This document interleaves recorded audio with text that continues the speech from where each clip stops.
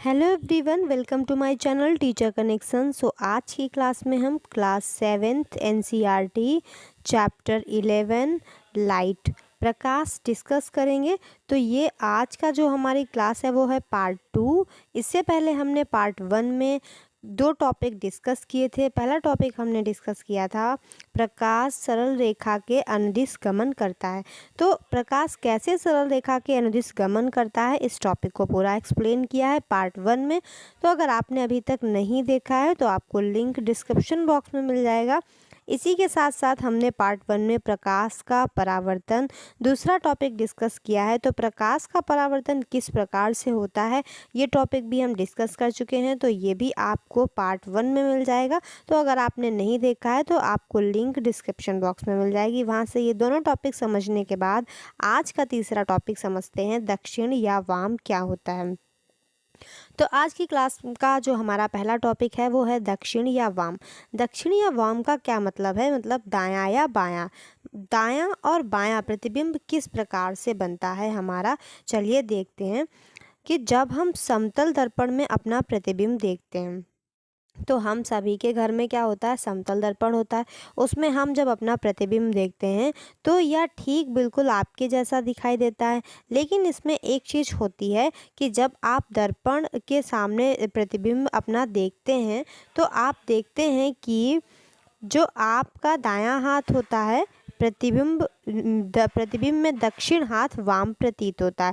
मतलब जो हमारा दायां हाथ होता है वो प्रतिबिंब में बायां प्रतीत होता है, और जिधर हमारा दायां हाथ होता है वो प्रतिबिंब में बायां प्रतीत होता है, और जिधर हमारा बायां होता है वो प्रतिबिंब में दायां प्रतीत होता है। तो समतल दर्पण में इस प्रकार से हमारा प्रतिबिंब बनता है। तो एक समतल दर्पण के सामने खड़े होकर अपने प्रतिबिंब को देखना है, अपने दक्षिण दाहिने हाथ को ऊपर उठाना है और फिर देखना है कि आपका प्रतिबिंब अपना कौन सा हाथ ऊपर उठाता है। तो आप देखेंगे कि जब हम अपना दायां हाथ ऊपर उठाते हैं तो प्रतिबिंब सामने से बायां हाथ लगता है कि उठाया है, बायां हाथ उठाया है। लेकिन वो सिर्फ इसलिए कि हमारा प्रतिबिंब जो उसमें होता है वो इस तरीके से बनता है कि हमको लगता है कि उधर हमारा हाथ जो है वो बायां उठा है। लेकिन तो प्रतिबिंब इस प्रकार से बनता है कि आप आपने बाएं कान को स्पर्श करना है तो आपके प्रतिबिंब में हाथ अपने किस कान को स्पर्श करता है। तो आप देखेंगे कि प्रतिबिंब में दक्षिण बायां दिखाई पड़ता है और बायां दक्षिण दिखाई पड़ता है। मतलब यहाँ पे है कि दायां बायां दिखाई पड़ता है और बायां दायां दिखाई पड़ता है। तो इस प्रकार से हमारा प्रतिबिंब बनता है समतल दर्पण में। तो समतल दर्पण में तो हमारा प्रतिबिंब इस प्रकार से बनता है। लेकिन इसके साथ साथ ध्यान देना है, केवल पार्श्व साइड में ही यह अदला बदली नहीं होती है। मतलब केवल साइड में ये अदला बदली नहीं होती है, प्रतिबिंब उल्टा ऊपर का भाग नीचे नहीं दिखाई देता है। तो ऐसा नहीं होता है कि हमारे उसमें पैर ऊपर दिखाई देते हैं, सिर नीचे दिखाई देता है, ऐसा नहीं होता है। ये अदला बदली सिर्फ साइड की होती है। अब एक कागज़ के टुकड़े पर आप अपना नाम लिखिए और इसे समतल दर्पण के सामने पकड़ कर रखिए। अब यह दर्पण में कैसा दिखाई देगा, तो ये तो दर्पण में उल्टा सा दिखाई देगा। क्या आप समझ सकते हैं कि रोगी वाहन यानी कि एम्बुलेंस पर एम्बुलेंस वर्ड को ऐसे कैसे लिखा जाता है। मतलब आपने एम्बुलेंस लिखा हुआ देखा होगा, अगर नहीं देखा है तो अब से आप ध्यान देना कि उसमें एम्बुलेंस किस तरीके से लिखा रहता है।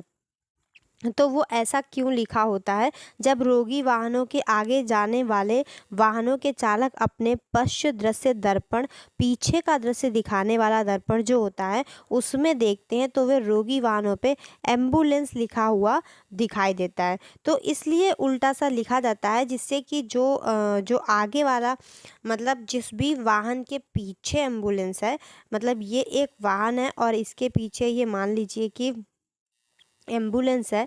तो अगर ये इधर एम्बुलेंस है और आगे इसके आगे ये वाहन है, तो इसमें जो समतल दर्पण लगे होते हैं, इसमें जो दर्पण लगे होते हैं उसमें यहाँ पर सामने से एम्बुलेंस उल्टा सा लिखा रहता है। तो यहाँ वाले दर्पण में ये सीधा स्पष्ट और साफ दिखाई देगा, जिससे कि जो इस गाड़ी का ड्राइवर है उसको जल्दी से साइड दे देगा, ताकि रोगी वाहन उसको क्रॉस कर सकता है, जल्दी से आगे निकल सकता है, क्योंकि उसमें जो रोगी है, बीमार है, उसकी कैसी क्या स्थिति है, इसीलिए हमें उसको रास्ता देना पड़ता है। रोगी वाहन क्या होता है, बिना रास्ता रोके उसे आगे जाने देते हैं। आपने देखा होगा कि स्कूटर या कार के पार्ट्स मतलब जो पीछे का दर्पण होता है उसमें सभी वस्तुओं के प्रतिबिंब स्वयं वस्तुओं से छोटे दिखाई देते हैं। जो आपने दर्पण लगे हुए देखे हैं स्कूटर और कार में, उनमें क्या होता है कि जो पीछे के लिए जो दर्पण लगे होते हैं उसमें क्या होता है, जो प्रतिबिंब बनता है वो स्वयं की वस्तुएं, जितनी बड़ी वस्तु है उससे छोटे दिखाई देते हैं। तो ऐसा क्यों होता है, आगे देखते हैं। इसका जवाब आप मुझे कमेंट सेक्शन में देना कि जो हमारे स्कूटर या कार में जो दर्पण लगे होते हैं उनमें जो वस्तुएं होती हैं वो छोटी क्यों दिखाई देती हैं। तो अब हमारा जो पहला टॉपिक था, तो आपने देखा कि दक्षिण और बायां, ये आप जो एक्टिविटीज़ हैं ये आप करके भी देख सकते हैं। तो इसमें आपको काफ़ी अच्छा भी लगेगा और ये हमेशा के लिए याद भी हो जाती हैं। अगर कोई छोटे बच्चे हैं आपके घर पे तो उन्हें भी आप ये टॉपिक दिखा सकते हैं, इस तरीके से उन्हें भी सिखा सकते हैं। तो चलिए देखते हैं अगला जो हमारा टॉपिक है वो है गोलीय दर्पणों से खेल। मतलब जो गोलीय दर्पण होते हैं उनसे हम खेलते हैं। खेलने का मतलब ये है कि गोली दर्पणों को हम यहाँ पर अच्छे से समझते हैं। तो स्टेनलेस इस्पात की एक प्लेट है, वो भी उसमें हम जब अपना प्रतिबिंब देखते हैं तो हमें पता चलता है कि ये प्लेट समतल दर्पण की भांति कार्य करती है। प्रतिबिंब सीधा और समान साइज का बनता है। प्रतिबिंब इस्पात की चम्मच के बाहरी अर्थात पीछे वाले पृष्ठ का उपयोग करके भी हम अगर देखें तो जो हमारे यहाँ स्टील के चम्मच होते हैं, अगर हम उन पर अपना जो प्रतिबिंब है वो देखते हैं तो क्या दिखाई देता है, उसमें भी अपना प्रतिबिंब जो है सीधा दिखाई देता है। यद्यपि यह साइज में छोटा होता है, प्रतिबिंब तो सीधा दिखाई देता है लेकिन साइज में छोटा दिखाई देता है। यह चम्मच भी एक प्रकार के दर्पण के भांति कार्य करते हैं। तो अब कोई भी अगर आप वक्रित या चमकदार चम्मच लेंगे, उसमें अपना प्रतिबिंब देखेंगे तो आपको भी अपना प्रतिबिंब सीधा और छोटा दिखाई देगा। तो इस तरीके से जो प्रतिबिंब है ये भी वो जो चम्मच है हमारे स्टील के घरों में, ये भी दर्पण का कार्य करते हैं। तो हमारा फर्स्ट एक्टिविटी है हमारी, स्टेनलेस इस्पात की एक चम्मच लेनी है हमें। चम्मच के बाहरी पृष्ठ को अपने चेहरे के पास लाइए और इसमें देखिए क्या आप इसमें अपना प्रतिबिंब देख पाते हैं। तो अपना प्रतिबिंब देख पाते हैं। आपने जैसा प्रतिबिंब समतल दर्पण में देखा था, क्या यह प्रतिबिंब उससे भिन्न है? क्या यह प्रतिबिंब सीधा है? क्या इसका साइज बिंब के साइज के समान है अथवा छोटा या बड़ा है? तो ये सारे प्रेक्षण आपको खुद करने होंगे चम्मच में। इस तरीके से आपको खुद से देखना होगा और इन सवालों के जवाब ढूंढने होंगे। चम्मच के बाहरी पृष्ठ पर बनाइए प्रतिबिंब। अब आपको क्या करना है, अब आपको चम्मच के भीतरी पृष्ठ का उपयोग करके अपना प्रतिबिंब देखना है और इस बार आपको अपना प्रतिबिंब सीधा और बड़ा दिखाई देगा।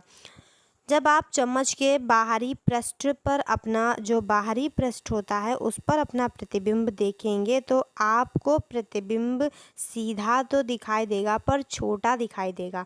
और जब आप भीतरी पृष्ठ का उपयोग करके चम्मच में अपना प्रतिबिंब देखेंगे तो आपको प्रतिबिंब सीधा और बड़ा दिखाई देगा। तो ये तो आप खुद से भी करके देख सकते हैं। यदि आप अपने चेहरे से चम्मच की दूरी बढ़ाएंगे तो संभवतः कि आप अपना उल्टा प्रतिबिंब भी देख पाएंगे। अपने चेहरे के स्थान पर आप अपने पेन पेंसिल की प्रतिबिंब की तुलना भी कर सकते हैं। तो इस तरीके से आप चम्मच के भीतरी पृष्ठ पर बना हुआ प्रतिबिंब भी देख पाएंगे। तो चम्मच का वक्रित चमकदार पृष्ठ एक दर्पण की भांति कार्य करता है। तो गोलीय दर्पण भी क्या होते हैं, वक्रित दर्पण होते हैं जो सबसे अधिक सामान्य उदाहरण है। गोलीय दर्पण वक्रित दर्पण का सबसे अधिक सामान्य उदाहरण है। तो देखते हैं कि यदि गोलीय दर्पण का परावर्तक पृष्ठ अवतल है, अगर गोलीय दर्पण है और उसका जो पृष्ठ वो है अवतल है तो इसे हम अवतल दर्पण कहेंगे। और यदि परावर्तक पृष्ठ उत्तल है तो हम इसे उत्तल दर्पण कहेंगे। चम्मच का जो भीतरी पृष्ठ होगा वो अवतल दर्पण होगा। तो आपने देखा अवतल दर्पण में कैसा प्रतिबिंब बन रहा था, सीधा और बड़े साइज का प्रतिबिंब बन रहा था। जबकि हम इसके बाहरी पृष्ठ की बात करें, इसकी बात करें तो हम इसको उत्तल बोलेंगे। और उत्तल में कैसा प्रतिबिंब बन रहा था, सीधा और छोटे साइज का प्रतिबिंब बन रहा था। तो अगर हम इन दोनों परावर्तकों को अपने कॉपी पे जो है इसका जो ग्राफ बनाना चाहें तो इस तरीके का बनेगा, जिस तरीके के यहाँ पर आपको दिखाई दे रहे हैं। तो इस तरीके का ग्राफ बनेगा। ये होगा भीतरी पृष्ठ और ये होगा बाहरी पृष्ठ। ये बाहरी पृष्ठ होगा और ये होगा भीतरी पृष्ठ। तो ये जो बाहरी पृष्ठ होगा वो क्या होगा, उत्तल दर्पण, और जो भीतरी पृष्ठ होगा वो क्या होगा, अवतल दर्पण। तो अब आप दोबारा देख सकते हैं, चम्मच के भीतरी पृष्ठ पर बना प्रतिबिंब यानी कि यहीं की अवतल दर्पण है, अभी आपने देखा। और जो बाहरी पृष्ठ है उसको क्या बोलेंगे, उत्तल दर्पण बोलेंगे। तो परावर्तक पृष्ठ, ये इधर साइड में पॉलिश है, जिधर साइड उधर परावर्तक पृष्ठ होगा। ए वाला हमारा अवतल है, इस तरीके से जो रहेगा वो हमारा अवतल रहेगा। और इस तरीके से जो रहेगा जिधर अंदर पॉलिश रहेगी वो हमारा उत्तल रहेगा। तो जिसके बाहर पॉलिश रहेगी, आप ध्यान दीजिए, जिसके बाहर पॉलिश रहेगी वो हमारा अवतल दर्पण रहेगा और जिसके अंदर पॉलिश रहेगी वो हमारा उत्तल दर्पण रहेगा।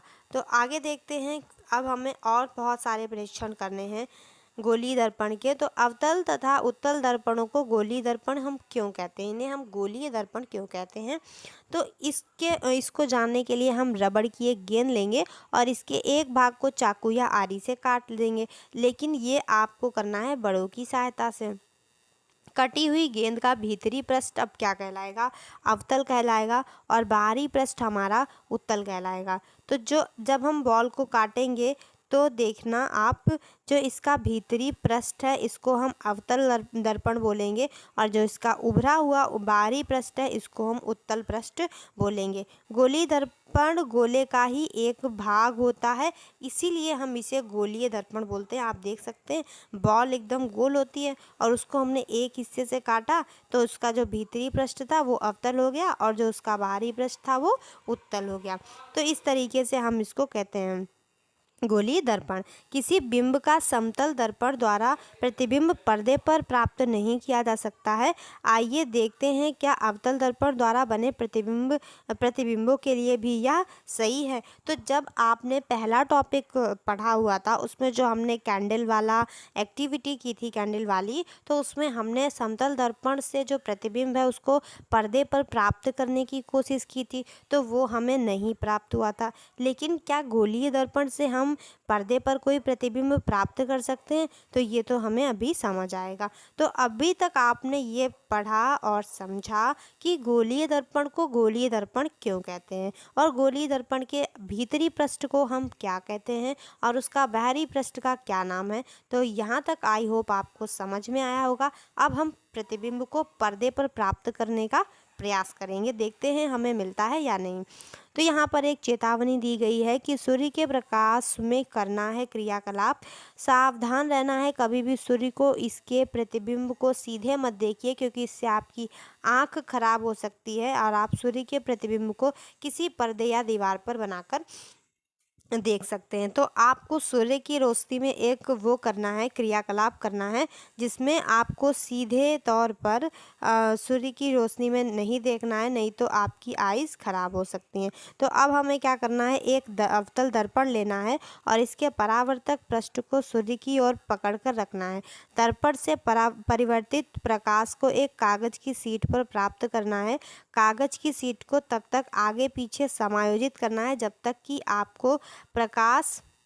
तक कि एक तीक्ष्ण और स्पष्ट चमकदार बिंदु प्राप्त ना हो जाए। जब तक कि आपको एक तीक्ष्ण मतलब स्पष्ट चमकदार बिंदु प्राप्त ना हो जाए, प्रकाश की जो बिंदु आपको प्राप्त ना हो जाए, तब तक आपको सूर्य के साइड से इधर उधर आगे पीछे करते रहना है। दर्पण तथा कागज की शीट को कुछ मिनट के लिए अब आप स्थिर रख दीजिए।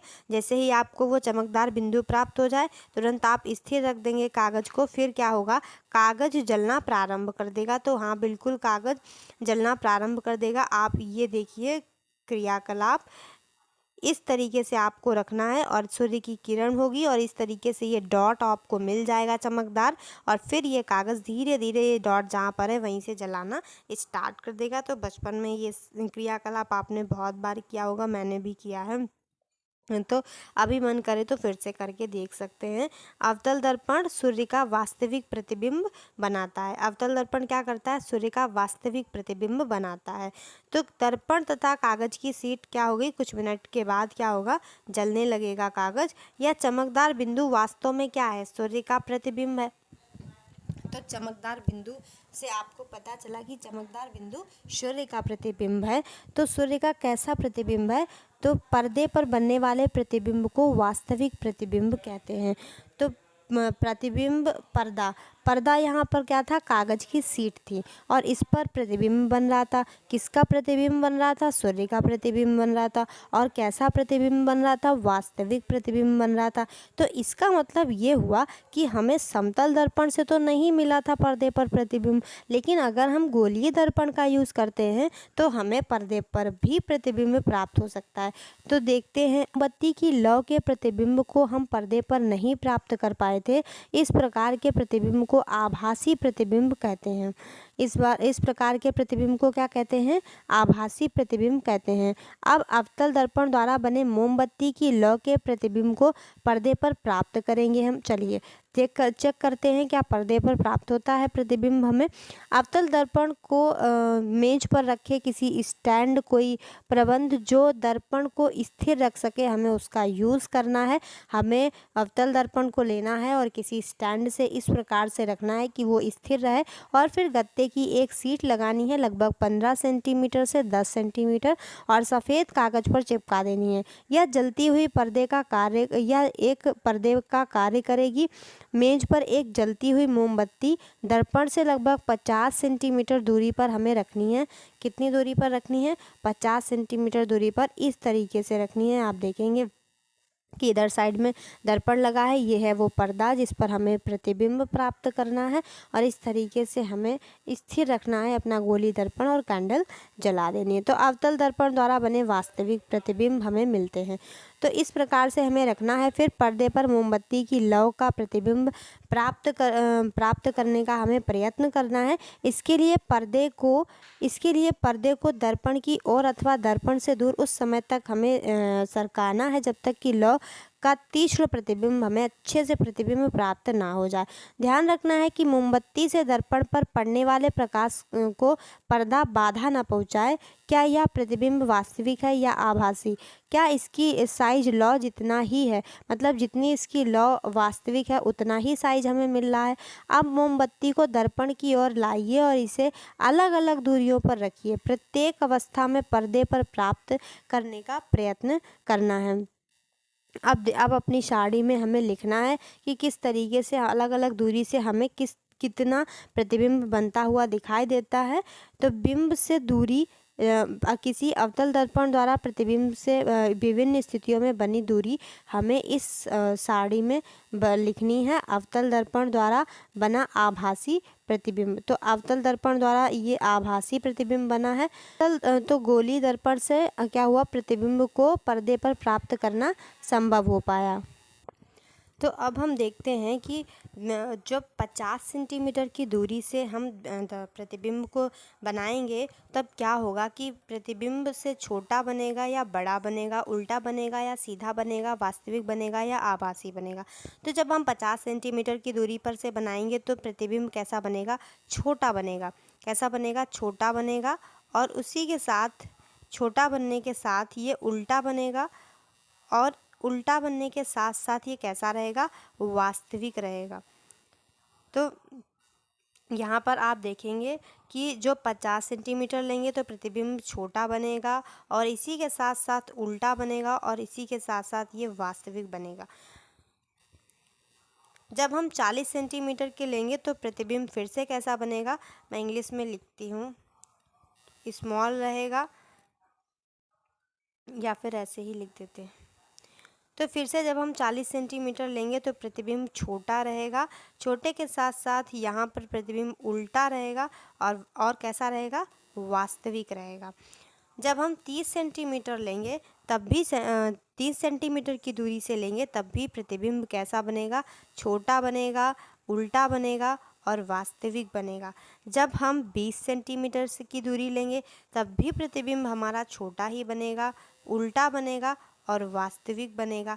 और अब हम जब 10 सेंटीमीटर की दूरी लेंगे, मतलब अब दूरी बहुत ज़्यादा घट चुकी है, तो प्रतिबिंब जो पास से प्रतिबिंब दर्पण के हम बिल्कुल पास आ जाएंगे, तो वहाँ क्या होगा, वहाँ पर हमारा बड़ा प्रतिबिंब बनेगा। कैसा प्रतिबिंब बनेगा, बड़ा बनेगा और इसी के साथ साथ सीधा भी बनेगा और आभासी बनेगा। कैसा बनेगा, आभासी बनेगा। तो अब जब हम जितना दर्पण के पास जाएंगे तो प्रतिबिंब सीधा भी बनेगा, बड़ा भी बनेगा, लेकिन आभासी बनेगा। जब हम 5 सेंटीमीटर जाएंगे तब भी प्रतिबिंब बड़ा बनेगा, सीधा बनेगा और आभासी बनेगा। तो आई होप आपको समझ में आ गया कि दूरी के हिसाब से किस तरीके से हमारा प्रतिबिंब भी बदलेगा और किस तरीके से बनेगा। अब हम आगे देखते हैं कि अवतल दर्पण द्वारा बना प्रतिबिंब साइज में बिंब से छोटा या बड़ा हो सकता है। आपने अभी देखा। प्रतिबिंब वास्तविक और आभासी भी हो सकता है, ये भी आपने अभी देखा। तो प्रतिबिंब जब अवतल दर्पण द्वारा बनेगा तो साइज में छोटा या बड़ा हो जाएगा और इसके साथ साथ वास्तविक और आभासी भी हो जाएगा। अवतल दर्पणों का प्रयोग जो अनेक प्रयोजनों के लिए किया जाता है। अब अवतल दर्पण के क्या यूज हैं? संभवतः आपने डॉक्टरों को आँख, कान, नाक, गले का निरीक्षण करते समय अवतल दर्पण का उपयोग देखा होगा, क्योंकि अवतल दर्पण को जब हम पास में लाते हैं ना तो कैसा प्रतिबिंब बनता है, बड़ा बन के दिखाता है ना। तो दंत विशेषज्ञों के द्वारा अवतल दर्पणों का प्रयोग होता है दांतों का बड़ा प्रतिबिंब दिखाने के लिए किया जाता है। तो डॉक्टरों के द्वारा कौन सा प्रतिबिंब कौन सा जो दर्पण है वो यूज किया जाता है, तो अवतल दर्पण का यूज किया जाता है।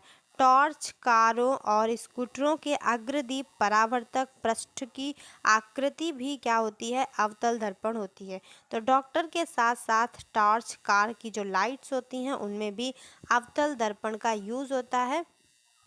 तो ये आपको याद रखना, एग्जाम्स में पूछा जाता है। तो टॉर्च का परावर्तक वो भी अवतल दर्पण का बना होता है। आगे देखते हैं।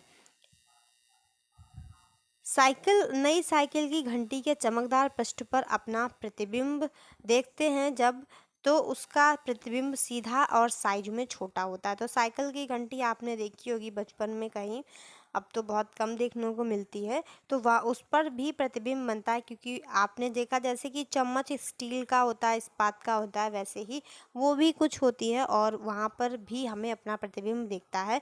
तो घंटी भी एक प्रकार का गोलीय दर्पण है क्या? तो घंटी भी एक प्रकार का गोलीय दर्पण है, इसीलिए तो हमें उस पर दिखता है। अब अवतल दर्पण के स्थान पर हमारा नेक्स्ट क्रियाकलाप है। अवतल दर्पण के स्थान पर अब हम उत्तल दर्पण को लेकर आएंगे। तो अभी तक हमने जितनी एक्टिविटीज़ की, जितना कुछ जाना, वो सब किसके बारे में जाना, अवतल दर्पण के बारे में जाना। अब हम जानेंगे उत्तल दर्पण के बारे में। उत्तल दर्पण से क्रियाकलाप करेंगे, क्योंकि जब हमने एक बॉल को काटा था तो उसमें कितने दर्पण हमें मिले थे, एक तो अग्र भाग और एक पृष्ठ भाग। तो आगे वाला जो भाग था, जो एक भीतरी पृष्ठ था और बाहरी पृष्ठ था, बाहरी पृष्ठ को हमने उत्तल बोला था और भीतरी पृष्ठ को हमने अवतल बोला था। तो अवतल के बारे में तो हमने बहुत कुछ जान लिया, अब हम उत्तल के बारे में जानते हैं। सारे हमें प्रेक्षण वैसे ही करने हैं, बट उनके रिजल्ट्स अलग अलग होंगे। तो उत्तल दर्पण द्वारा बना प्रतिबिंब आप देख सकते हैं कि उत्तल दर्पण द्वारा किस तरीके का प्रतिबिंब बनता है। उत्तल दर्पण द्वारा बिंब की किसी भी दूरी के लिए वास्तविक प्रतिबिंब प्राप्त कर पाते हैं। क्या आप बिंब से बड़े साइज का प्रतिबिंब प्राप्त करते हैं? आप वाहनों के पार्श्व, मतलब जो साइड वाला दर्पण होता है, उसमें उपयोग करने वाला दर्पण कौन सा होता है? क्या ये उत्तल दर्पण होता है? हाँ, उत्तल दर्पण अधिक क्षेत्र के दृश्य का प्रतिबिंब बना सकता है। अब उत्तल दर्पण की एक विशेषता ये है कि उत्तल दर्पण बहुत ज़्यादा एरिया को कवर करके छोटे में दिखा देता है। तो इसीलिए क्या होता है कि जो साइड होती हैं वाहनों की, वहाँ पर हम उत्तल दर्पण का यूज़ करते हैं। अतः ये चालकों को पीछे के अपेक्षाकृत अधिक क्षेत्र को, आप याद रखिएगा कि उत्तल दर्पण क्या करता है, अधिक क्षेत्र को कवर करके वाहनों को देखने में सहायता करता है। तो आप ये देख सकते हैं कि उत्तल दर्पण की एक खास विशेषता है कि ये देखिए इतना सारा एरिया कवर करके दिखाता है, तो इसीलिए ये हमारे वाहनों में साइड में यूज़ करने के लिए आता है। और अवतल दर्पण तो हेडलाइट्स में यूज़ किया जाता है। तो आपने देखा कि उत्तल दर्पण पार्श्व के दर्पण के रूप में यूज किया जाता है। तो अब हम आगे पढ़ेंगे लेंसों के द्वारा बने प्रतिबिंब, जो कि हम नेक्स्ट पार्ट में पढ़ेंगे। अभी हमने उत्तल दर्पण, अवतल दर्पण, इन सब के बारे में पढ़ा। गोलीय दर्पण क्या होता है, किस तरीके से प्रतिबिंब बनते हैं, आभासी होता है, वास्तविक होता है। आज हमने बहुत कुछ जाना। अगर आपको ये सारी टॉपिक्स, जो ये छोटी छोटी चीज़ें थी, आपको समझ में आई हैं, ये सब सीटेट एग्ज़ाम में, यूपी टेट एग्ज़ाम में बहुत हेल्पफुल रहती हैं। यहीं से हमारे बेसिक कॉन्सेप्ट क्लियर होते हैं और हमें बुक से पढ़ना भी अच्छा लगता है और ये सारी चीज़ें हमें समझ में आती हैं। तो अगर आपको भी ये क्लास अच्छी लगी है, आपको भी सारी चीज़ें समझ में आई हैं, तो वीडियो को लाइक कर दीजिएगा, चैनल को सब्सक्राइब कर दीजिएगा और अपने फ्रेंड्स के साथ शेयर कर दीजिएगा। और आपका कोई क्वेरी है या फिर आपको कोई मैसेज करना है तो आप कमेंट बॉक्स में कमेंट कर सकते हैं। और अगर आपको इस चैप्टर की बुक्स की पीडीएफ चाहिए तो आपको लिंक डिस्क्रिप्शन बॉक्स में मिल जाएगा और ये पीडीएफ आपको मिलेंगी टेलीग्राम चैनल पर। तो आप टेलीग्राम चैनल को ज्वाइन कर लीजिएगा, वहाँ आपको चैप्टर कंप्लीट होते ही पीडीएफ भी प्रोवाइड कर दी जाती है और क्लासेस को भी शेयर कर दिया जाता है, जिससे आपकी कोई भी क्लास मिस ना हो और भी बहुत सारी इन्फॉर्मेशन मिलती है। तो आप टेलीग्राम चैनल को ज़रूर से ज्वाइन कर लीजिए। मिलते हैं नेक्स्ट वीडियो में और नेक्स्ट टॉपिक के साथ। Thanks for watching.